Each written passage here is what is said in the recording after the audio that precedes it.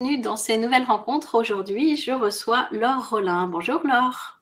Bonjour Camille, bonjour à tous et à toutes. Alors Laure, je t'ai rencontrée d'abord sur un petit salon du bien-être et puis après, tu es venue faire la formation d'hypnose chez moi. Donc, j'ai appris à te connaître, j'ai appris à connaître un peu ton parcours et je trouvais que ça serait intéressant que tu puisses en témoigner pour montrer qu'on peut se reconvertir à tout âge, qu'on peut faire ce qu'on aime à tout âge. Et donc, je vais te laisser la parole pour que tu nous expliques un petit peu ton histoire. Ouais, merci beaucoup. Alors, mon histoire, écoute, moi, je suis une entrepreneure dans l'âme, ça je tiens à le dire, parce que je suis fille de commerçant. Donc, j'ai quand même grandi avec des parents qui avaient leur commerce, pignon sur rue, qui échangeaient toute la journée avec des gens. Et ça, je pense que c'était dans mon ADN. Donc, après des études de communication, malgré tout, je suis rentrée dans la vraie vie des vrais gens. J'ai commencé à travailler dans la communication pour un grand groupe de distributeurs cosmétiques. Et j'adorais ça, j'adorais ce que je faisais.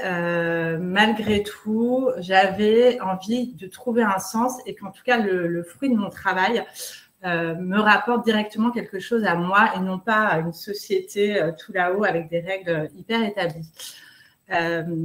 Donc, quand j'ai eu ma première fille, parce que je pense que les grossesses, par exemple, c'est des gros chamboulements dans la vie qui peuvent enclencher des choses, j'ai décidé une première fois de partir et de me reconvertir. Et le hasard de la vie m'a fait me diriger dans l'immobilier. Donc, rien à voir avec la communication. Et dans l'immobilier, j'ai connu mon premier parcours d'entrepreneur indépendante, puisque quand tu travailles dans l'immobilier, souvent, tu es à ton propre compte, même si tu travailles pour quelqu'un. Et au bout de 3 ans, en tant qu'indépendante, j'ai eu l'opportunité de racheter l'agence dans laquelle je travaillais. Ni une ni deux, ça m'a pris 2 minutes de réflexion. J'ai dit oui. Et ensuite, après ce oui, il a fallu près de 9 mois, le temps d'une gestation, pour que l'administratif se mette en route, se mette en place et que je prenne, en tout cas administrativement parlant, le règne de cette agence immobilière. Ça a été la réalisation d'un premier rêve qui était d'avoir mon chez-moi, mon pas de porte, mon entreprise comme commerçante. Okay. Le Covid est arrivé et comme beaucoup de monde, ça a été un choc formidable pour moi, une opportunité, c'est qu'en tant qu'agent immobilier, on ne pouvait plus travailler du tout. Oui. Donc, on n'avait plus le droit d'ouvrir les agences, mais même au-delà de ça, on ne signait plus les ventes. Donc, on n'encaissait plus d'argent du tout.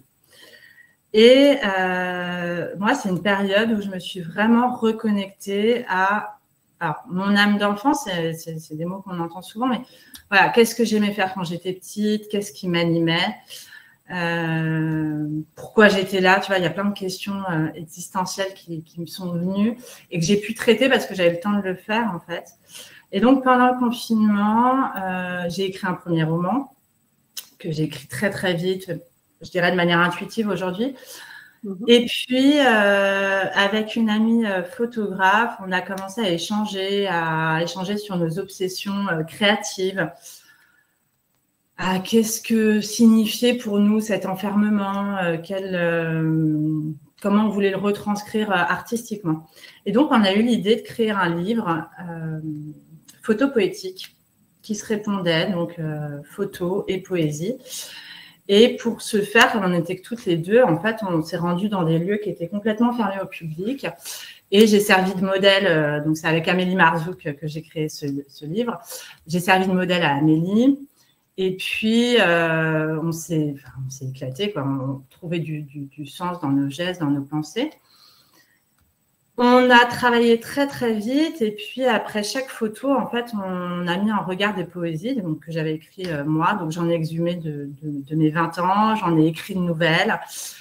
Et puis, on s'est dit, on ne peut pas en rester là. Il faut sortir un livre. Et donc, on a sorti un livre en auto-édition qui s'appelle Silence et qui a été publié en septembre. On a publié en septembre. Tu vois, on est très, très vite dans le processus.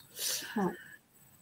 Les commerces sont réouverts, la vie a repris son cours et moi, à ce moment-là, je me suis dit, attends, j'ai retrouvé ce qui m'anime, j'ai retrouvé du sens, il faut que j'aménage mon temps pour et continuer à travailler dans ce cadre, cette entreprise que j'ai créée et repris, et me nourrir intérieurement. Et donc, ça passait par l'art, l'écriture pour moi. Et donc, à partir de ce moment-là, j'ai commencé à diviser mon temps en deux, grosso modo. Donc, le matin, j'allais travailler à l'agence et l'après-midi, je me consacrais du temps pour créer. Voilà. Donc, tu es vraiment allé pas à pas et tu n'as pas tout plaqué d'un coup. J'ai pas tout plaqué d'un coup. Même si de l'extérieur, les gens trouvaient que j'allais très, très vite parce que je vais très vite. En réalité, quand on fait le chemin, je suis allée pas à pas. C'est-à-dire, je ne me suis pas dit tout de suite, je veux vivre de mon art, je veux en faire, je ne veux plus faire que ça. Enfin, je savais que j'en avais besoin, mais je savais que ce qui me faisait vivre, c'était la structure que j'avais montée. Et l'art, c'était quelque chose d'essentiel pour m'exprimer. Et puis, au bout de 3 années passées comme ça, en fait, j'ai compris qu'il fallait que j'arrive à retrouver du sens, que l'immobilier n'en avait plus pour moi, en tout cas, et que donc, il fallait que je commence à m'orienter vraiment sur des choses qui m'animaient encore plus. Et depuis janvier de cette année, j'ai décidé de consacrer très, très peu de temps sur l'agence immobilière. Donc, je suis en train de faire une passation dessus et de développer une seconde entreprise que j'ai créée qui, elle, est dédiée non seulement à l'art, mais surtout au fait de transmettre aux gens la possibilité de s'exprimer à travers des ateliers d'écriture, des ateliers de collage, puisque un des arts que je pratique, c'est le collage aussi. Et donc, désormais, j'anime aussi des ateliers de méditation créative. C'est chouette. Et donc, il y a plein de personnes qui rêvent de se reconvertir et qui ne savent pas forcément vers où se reconvertir. Et là, ce qui était intéressant dans ce que tu nous as dit, c'est que tu t'es reconnecté un peu à tes rêves d'enfant. Ouais. Finalement, tu avais la réponse en toi depuis toujours. Oui, en fait, alors c'est un processus, c'est-à-dire par exemple, peu de temps après le confinement, donc quand j'étais déjà dans cette réflexion, je suis partie en retraite silencieuse pendant 3 jours. Je ne l'ai pas fait pour trouver quoi que ce soit, je l'ai fait parce que ça m'appelait et ça a été d'une violence assez extrême d'être plongée dans ce silence. J'ai été beaucoup en colère. 3 jours, ça paraît court, en même temps, c'est très long quand on n'a pas l'habitude. À cette époque-là, je ne faisais pas du tout de méditation. Tu vois, aujourd'hui, c'est une part hyper importante de ma vie. À cette époque-là, je regardais les gens qui méditent, pas en me moquant d'eux, mais en me disant, mais qu'est-ce qu'ils font? Ils sont assis, ils font rien, quoi.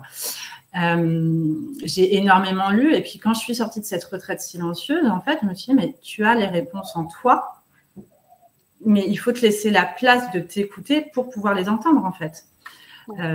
Voilà. Et donc, c'est quelque chose que j'ai intégré dans ma vie. Et en intégrant ce silence dans ma vie et en prenant le temps, vraiment pour moi, sans rien faire, là, je le dis beaucoup dans mes ateliers, mais prendre du temps pour soi, c'est aussi se couper des divertissements inutiles, type le téléphone portable à longueur de temps, Netflix à longueur de temps. Alors, moi aussi, je suis consommatrice, il n'y a pas de sujet, mais pour trouver mes rêves d'enfant et que les souvenirs puissent réémerger à la surface, en fait, il y a eu tout un processus. Donc, j'ai fait cette retraite silencieuse.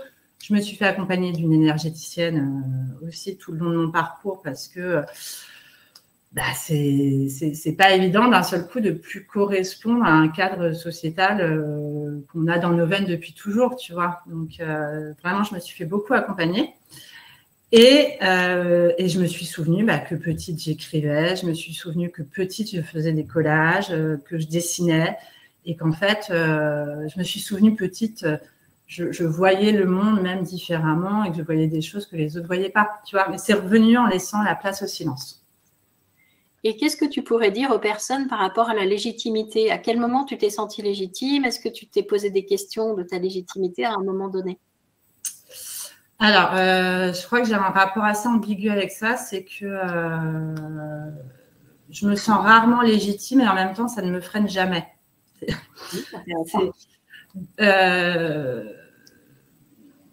En fait, alors déjà, je pense que si on veut vraiment quelque chose, il faut aller le chercher.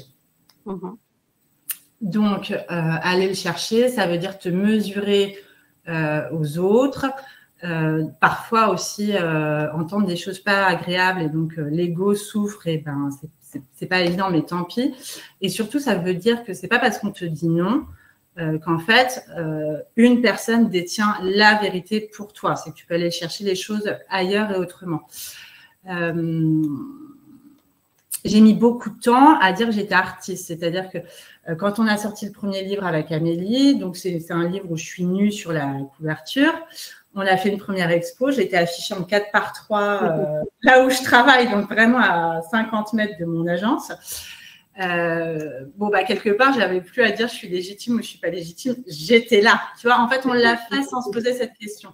Ouais. Et malgré tout, pendant très longtemps, j'ai eu 4 profils Facebook et Insta où je mettais tout dans des petites cases pour que les gens comprennent. Après, c'était fait, c'était trop tard. Tu vois, donc il y avait... Ma légitimité, je la travaille encore parfois sur pas mal de sujets, mais je me dis finalement les gens qui réussissent, et je crois que c'est valable pour les artistes, c'est valable pour les thérapeutes, c'est valable pour plein de monde, c'est pas ceux qui font le mieux, c'est ceux qui font et qui le disent et qui mettent en action en fait tous les jours leurs rêves, quoi. Voilà. Donc j'ai pas réglé ce problème de la légitimité, mais je fais avec. Mais est-ce qu'il faut le régler, ce problème? Ça se trouve, c'est justement ce qui te permet de te remettre en question, ce qui te permet d'avoir à chaque fois du recul sur les choses. C'est peut-être sain. C'est un peu comme le stress avant de monter sur scène. Ça peut être sain. Exactement. Et moi, je pense que cette histoire de légitimité, c'est ce qui me permet de continuer à me former. Donc, j'ai fait la formation avec toi, en effet, cet été. Là, je fais une formation en yoga nidra à la fin du mois. Tu vois, je suis tout le temps en train de me former. Et puis il faut aussi se laisser, alors ça c'est, moi je suis une grande impatiente, donc attention à ce que je veux dire, mais il faut se laisser le temps de la réussite. C'est-à-dire que pendant très longtemps je prenais des cours d'art, toute discipline, avec une structure qui s'appelle Le Pan, que j'aime beaucoup, qui a été créée pendant le confinement. Donc c'est avec eux vraiment que je me suis remis à toucher des crayons, des pinceaux, etc. Ces filles, je les ai interviewées, les filles qui ont monté Le Pan, je les ai interviewées pour un blog que je tenais à l'époque. Et puis, je me dis, ah là là, mais c'est incroyable, moi, un jour, je rêve d'être artiste du Pan. Et tu vois, ça s'est réalisé cet été. Quelque chose qui me paraissait complètement inatteignable du fait de je ne suis pas artiste, je ne suis pas légitime il y a 4 ans. Aujourd'hui, j'ai tout mis en œuvre pour le devenir. Donc, aujourd'hui, je suis artiste Le Pan. Mais il faut se laisser du temps, ouais. Donc aujourd'hui, si une personne qui nous écoute a envie de venir te voir pour participer à un atelier que tu fais, tu es dans quel coin pour que les gens te situent? Alors moi, je suis à Clichy, donc en Île-de-France, et j'interviens sur des ateliers dans la région parisienne. Voilà. Et à Paris. Donc je mettrai toutes tes coordonnées. Okay. Je mettrai de toute façon toutes tes coordonnées en dessous. Maintenant, j'aimerais savoir un petit peu, en dehors de ta vie professionnelle, comment tu arrives à conjuguer les deux avec ta vie de famille? Comment tu vois les choses?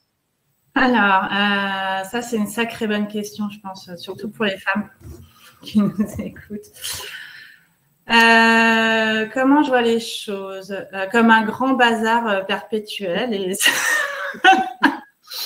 Et c'est comme ça qu'est la vie. Non, alors en plus, moi, j'ai des enfants. Donc, j'ai une grande fille qui a 15 ans. J'ai une autre fille qui a 10 ans. Et j'ai un petit garçon de 3 ans. Je pense que la vie de maman, c'est vraiment une chose formidable et que pour autant, il ne faut pas se laisser… Enfin, il ne faut pas. Il faut essayer que ce rôle de maman ne nous enferme pas en disant je ferai ça après, je ferai ça plus tard. Là, ils sont petits, ils ont besoin de moi et tout ça. Donc, moi, maintenant, j'anime des ateliers le soir, par exemple. Donc, mes enfants savent que je vais travailler le soir. Et c'est OK, moi je trouve ça très bien. Tu vois, hier j'avais un atelier avec des enfants qui ont l'âge de mes enfants, ils me disant mais ils sont où tes enfants? Pourquoi ils sont pas là? Ils sont pas là parce que moi je suis avec vous pendant que eux sont gardés par d'autres personnes et c'est OK, ça enrichit tout le monde, en fait ça élargit le cercle des adultes qui peuvent apprendre des choses. Et puis en ce qui concerne la création pure, donc la création artistique ou quand j'écris, en fait, moi, je n'ai pas du tout le courage de me lever à 5 heures du matin pour écrire, par exemple. Tu vois, j'ai lu le Miracle Morning. Alors, j'adorerais faire ça, mais je Ça ne te correspond pas. Ça ne me correspond pas. Je me lève déjà hyper tôt. Bon, je fais mes pages du matin. Tous les matins, j'écris. Et mes enfants sont à côté, me parlent. D'ailleurs, si tu lisais mon cahier du matin, tu verrais que parfois, je me pose la question de dire est-ce que je fais bien l'exercice d'écrire alors que je parle à mes enfants et que je leur prépare le petit-déj? Est-ce que du coup, ça marche quand même? Bon, je crois que c'est mieux de faire que de ne rien faire de toute façon. Et puis, souvent, le week-end, on va créer ensemble. C'est-à-dire que moi, c'est le bazar chez moi. On sort tout. Et pendant que je suis en train de faire un collage ou pendant que j'écris, mes enfants, ils créent à côté de moi et ils m'interrompent. Et puis, c'est comme ça. Et parfois, je dis à Julia, tu vois, la moyenne, je dis, Julia, je t'ai déjà expliqué 1000 fois que quand j'ai une phrase, il ne faut pas me parler parce qu'elle s'en va, en fait. Et c'est OK, ça fait partie. En fait, ils sont dans ma vie, je suis dans la leur. Donc, c'est aussi une chance, finalement, je pense, pour eux de pouvoir avoir accès à ce bazar créatif en permanence. C'est un beau cadeau, un bel exemple à leur montrer. Est-ce qu'eux-mêmes ils font des choses? Est-ce qu'ils aiment créer des choses avec toi? Écoute, la grande de 15 ans, alors je pense qu'elle ne m'a pas connue artiste en plus, donc c'est un peu différent. Elle est très structurée, très cadrée, on n'a pas du tout le même caractère, donc elle crée des trucs mais sans forcément le faire et le montrer. Et celle qui a 10 ans, donc qui m'a connue plus, plus jeune dans la partie artistique, elle fait énormément de choses avec moi. Et ce qui est très rigolo, c'est que c'est la seule à comprendre mes créations, enfin à comprendre vraiment ce que moi j'ai voulu exprimer. Donc ça, c'est très drôle. Et le petit, pour le moment, il est trop petit, mais oui, il fait de la peinture avec moi. On est partout. Voilà. J'aimerais aborder un autre sujet avec toi pour connaître un peu ta vision des choses sur ce qu'on appelle la loi d'attraction, l'abondance. Comment tu vois les choses, toi? Alors, sur le principe, je suis hyper à fond sur la loi de l'attraction et la loi de l'abondance. En tout cas, je pense que quand tu chemines sur ce on t'a perdu. Chemin spirituel et que tu te dis que tu fais partie d'un grand tout et que tu appartiens à l'univers, que l'univers t'a créé et qu'il ne t'a pas créé pour être un être en souffrance. Voilà, ça c'est quelque chose que je combats beaucoup. Je pense qu'il nous a mis là pour expérimenter, jouer et vivre une expérience. Et que c'est à nous, en effet, d'arriver parfois à changer le regard sur nos situations merdiques, parce qu'on ne va pas se mentir. Et tu vois, je l'ai vécu avec l'agence et je le vis encore.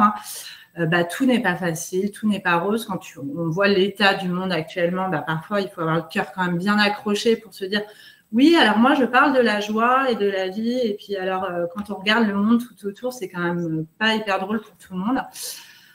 Malgré tout, je pense que c'est hyper important de surveiller déjà ces paroles. Alors, on a l'impression que c'est encore une injonction, mais voilà, de dire attention, je prends ce qui arrive et puis soit je décide d'en faire une catastrophe et de rester sur cette catastrophe toute la journée, soit j'en fais quelque chose. Alors, je te donne un exemple hyper simple. J'ai une expo qui commence bientôt, donc je suis allée acheter des cadres dans une grande ancienne qui vend des cadres. Et puis, arrivée à la maison, en fait, il y a un cadre qui était cassé. Et comme je suis complètement désorganisée, je n'ai pas pris de ticket de caisse, évidemment. Enfin, voilà, donc je ne peux pas aller le changer. Bon, tout de suite, en fait, je me suis dit, cool. En fait, on est en train de me dire que faut que je fasse une création originale où il n'y aura pas de verre et où la Marie-Louise va sortir de côté, etc., etc. Bon, ça, typiquement, c'est avoir un point de vue positif sur un truc qui aurait pu être compliqué, de dire, faut que je retourne au magasin, que j'aille plus. Non, je vais en faire autre chose. C'est hyper long, c'est des années de remise en question personnelle. Quant à la loi de l'attraction, eh bien, écoute, tous les matins, je te parlais de mon petit carnet, tous les matins, presque sans oubli, je note ce que j'aimerais obtenir de la vie et obtenir de moi-même. Et alors, j'ai demandé des grosses sommes d'argent qui ne sont pas encore arrivées, mais j'ouvre ma boîte aux lettres tous les matins, en disant, comment ça, cet argent n'est pas encore arrivé? En revanche, oui, il y a plein de choses qui sont arrivées. Et alors, pourquoi? Est-ce que parce que je dis à mon cerveau, je veux mettre ça en action pour obtenir ça? Peut-être. Est-ce que c'est de la magie? Peut-être. Est-ce que c'est un peu des deux? Sûrement. Je trouve que ça coûte pas grand-chose de le faire, en tout cas. Et moi, ce que je remarque aussi, c'est que tu as tout un entourage, vous êtes toute une équipe chez toi. Ouais. Et pour moi, c'est aussi de la loi d'attraction parce que on s'aide les uns les autres, on attire des choses à nous ensemble. Est-ce que tu veux nous parler un peu de cette équipe Comment tu vois les choses? Ouais, en fait, c'est vrai que tu as raison de le souligner, c'est que en fait, je suis entourée d'une bande de copines avec qui on a lancé nos projets entrepreneuriales quasiment en même temps. En fait, on s'est trouvés même par l'agence, on s'est trouvés par l'agence d'ailleurs, en fait. Et tu as raison, ça nous porte énormément. Donc, par exemple, Amélie, dont je te parlais, donc c'est Amélie Marzouk, qui est photographe. C'est avec elle que j'ai lancé mon projet artistique, le livre Silence. Et en fait, je l'avais contactée pour faire des portraits des négociateurs de l'agence. Donc, tu vois, je l'ai contactée sur l'agence et en fait, je l'ai retrouvée et elle est dans ma vie aujourd'hui tous les jours sur des projets artistiques. Donc, on habite toutes les deux, on habitait à Levallois. À côté, dans cette fine équipe, j'ai aussi Cécile Dos Santos, que j'ai rencontrée il y a très, très, très longtemps. On allait prendre, à l'époque, elle faisait des cours de Zumba, donc j'allais prendre des cours de Zumba avec une collègue de l'agence et voilà. Et aujourd'hui, Cécile, c'est vraiment duo entrepreneurial dans tout ce qui est atelier de développement personnel. Et donc, c'est Cécile, par exemple, qui m'a formée aux énergies. Donc, je me suis formée avec elle. C'est elle aussi qui m'a fait plein de séances et avec qui on se fait des échanges. Et aujourd'hui, Cécile, elle a lancé, il y a 1 an maintenant, une application de gestion des émotions qui s'appelle Pâquerette. Je vais la recevoir bientôt pour en parler. Et en fait, moi, Cécile, je l'aide sur toute la partie communication. Donc, je lui fais ses petits réels sur Insta parce qu'elle déteste ça. Voilà. Et puis, moi, dès que j'ai une réussite, mais aussi dès que j'ai une journée moins sympa, voilà, j'ai Cécile à mes côtés pas qui me recadre, mais en tout cas m'écoute et me laisse râler. C'est important aussi. C'est hyper important. Mais oui, du coup, tu as raison, c'est qu'on célèbre nos succès ensemble. Et tu sais, tu avais fait une story, je crois, en disant je suis de plus en plus entourée de gens qui ont publié des livres ou des choses comme ça. Mais moi, c'est la même chose, c'est qu'en fait, je suis de plus en plus entourée de gens qui soit ont publié des livres, soit ont lancé leur boîte en sophrologie. Par exemple, j'ai une autre copine de Levallois qui est sophrologue, qui s'appelle Émilie, qui a lancé un coffret de sophrologie pour les enfants l'année dernière. Enfin, on se retrouve, en fait, alors qu'on est parti d'un endroit complètement différent, on se retrouve toutes à ce même stade et au même âge de développement d'entreprise personnelle, en tout cas. Et je pense que ça, c'est hyper important parce que quand tu as une âme d'artiste ou d'entrepreneur, c'est la même chose. Tu peux vite te retrouver et te sentir hyper seule parce que tu sors quand même du monde du salariat qui est classique avec des gens normaux, j'aime pas dire ça, mais voilà, avec un cadre classique. Toi, tu es tout seul et tu es tout seul à avoir la foi sur ce que tu es en train de faire, quoi. Moi, je suis toute seule, dans ma maison, dans mon entourage, c'est quand même très difficile de dire non, mais je sais que je vais cartonner. J'en suis intimement persuadée. Moi, j'ai des fulgurances comme ça où je sais que ça va cartonner. Bon, tu vois, quand il faut manger tous les jours, tu es bien mignonne à dire que ça va cartonner, mais voilà. Donc, d'avoir un groupe qui te comprend, qui parle le même langage que toi, c'est hyper important. Et puis, si on ne l'a pas tout de suite autour de soi, on peut aller le chercher. Moi, j'ai déménagé à Clichy. Je me suis inscrite à un groupe d'entrepreneurs de Clichy. Je me suis inscrite à un autre groupe de femmes entrepreneurs sur la région parisienne. Enfin, l'idée, c'est d'aller faire des rencontres pour avoir des soutiens d'écoute, en tout cas, qui te permettent de te dire, continue, avance, ça va aller. Voilà, te donner le coup de pied aux fesses quand tu as besoin aussi. Je pense que c'est vraiment une clé de ne pas être tout seul, d'avoir des gens qui nous comprennent autour de nous. On arrive à la fin de cette rencontre. Est-ce que tu avais envie de donner un dernier message à ceux qui nous écoutent? Eh bien, croyez en vos rêves. Hyper important. Et surtout, une fois que vous avez déterminé quel était ce rêve à l'instant T, parce qu'il peut y en avoir tellement dans la vie, voilà, bah, mettez tout en place pour qu'il puisse se réaliser. Voilà. Eh bien, merci beaucoup, Laure. Je te dis à très bientôt. Bye bye tout le monde.